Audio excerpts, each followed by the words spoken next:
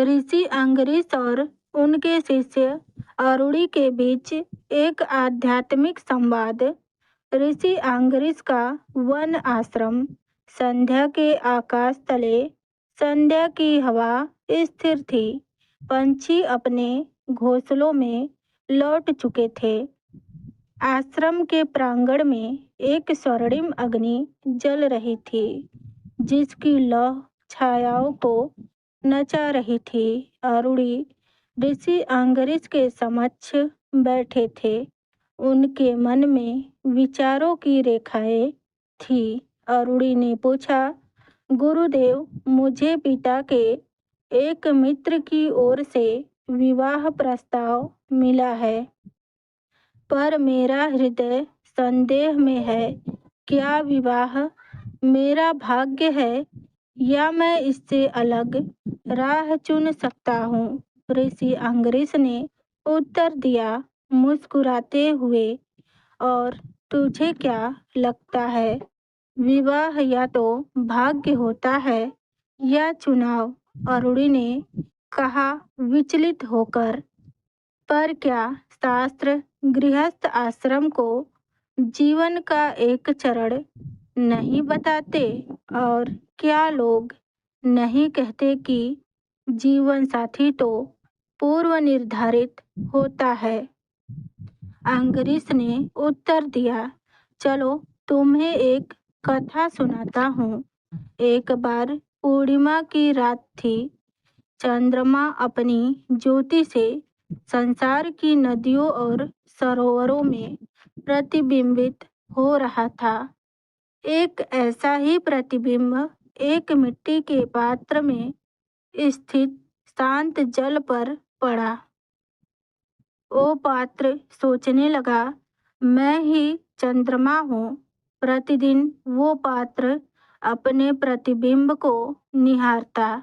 जब उसके पास एक और पात्र लाया गया जिसमें भी चंद्रमा का प्रतिबिंब था, उसने कहा, अरे मेरा साथी, और दोनों साथ बैठ गए, मानो उनका मिलन तारों की छाव में लिखा गया हो। पर एक दिन हवा चली, जल में कंपन हुआ, प्रतिबिंब विकृत हो गया।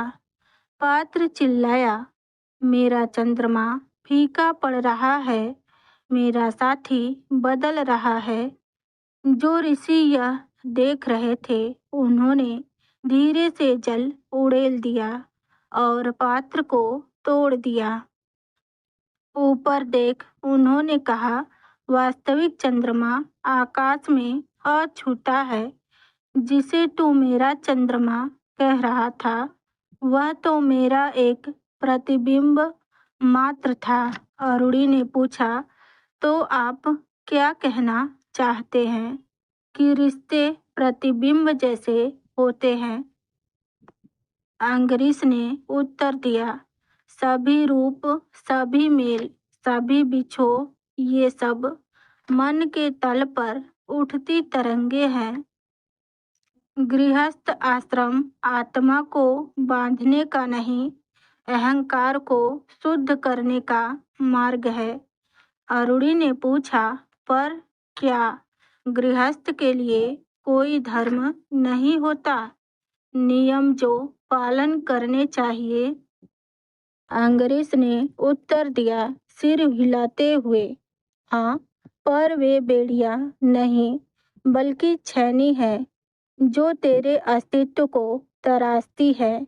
गृहस्थ वो नहीं जो बस विवाह कर ले, वह है जो अपने जीवन साथी, बच्चों और कर्तव्यों में ईश्वर को देखे। वो उत्तरदायित्व की अग्नि में अहंकार को भस्म करता है। अरुणी ने पूछा, तो क्या विवाह पूर्व निर्धारित है? अंगरीष ने उत्तर दिया, यदि तू स्वयं को पात्र मानता है तो हाँ, हर खरोच, हर दरार भाग्य है। पर यदि तू जानता है कि तू उस पात्र के भीतर कि आकाश है अछूता और शाश्वत है, तो फिर तुझे कौन बांध सकता है? अंगरीश ने एक दर्पण उठाते हुए पूछा। मुझे बता, अरुणी, जब दो दर्पण एक दूसरी की ओर होते हैं, क्या वे छूते हैं या केवल अनंत प्रतिबिंबित होते हैं? अरुणी ने उत्तर दिया, वे प्रतिबिंबित होते हैं। अंगरीश ने कहा, ठीक, यही सच्चा मिलन सतह पर नहीं होता, वो उस स्थिरता में होता है जो दर्पण के पीछे है, और वही स्थिरता तो है। अरुणी ने पूछा, फिर विवाह कौन करता है गुरुदेव? अंगरीश ने उत्तर दिया, नाम विवाह करता है, शरीर अपनी भूमिका निभाता है, अहंकार सुख और दुख का अनुभव करता है, पर तू स्वयं आकाश की भांति है जो बादलों को बनते और मिटते हुए देखता है। अरुणी ने अंतिम प्रश्न पूछा, आंखें नम करके, तो फिर मुझे विवाह करना चाहिए या नहीं? अंगरीश ने उत्तर दिया मुस्कुराते हुए, तू करे या ना करे, यह भय से नहीं, जागरूकता से कर। स्वयं की मौनता से निर्णय ले, न कि व्यग्रता से। तब विवाह बंधन ना होकर मुक्ति बनेगा। अंगरीश ने निष्कर्ष स्वरूप कहा, यदि तू अपने को मानता है तो विवाह एक कर्म फल की कथा है, पर तू अपने मन को आत्मा मानता है तो कुछ हुआ ही नहीं। गृहस्थ होना बाहरी कर्तव्यों की बात नहीं, यह अंतःकरण की शुद्धि है। प्रश्न यह नहीं कि मुझे किससे विवाह करना चाहिए, बल्कि वो मैं कौन है जो विवाह करना चाहता है।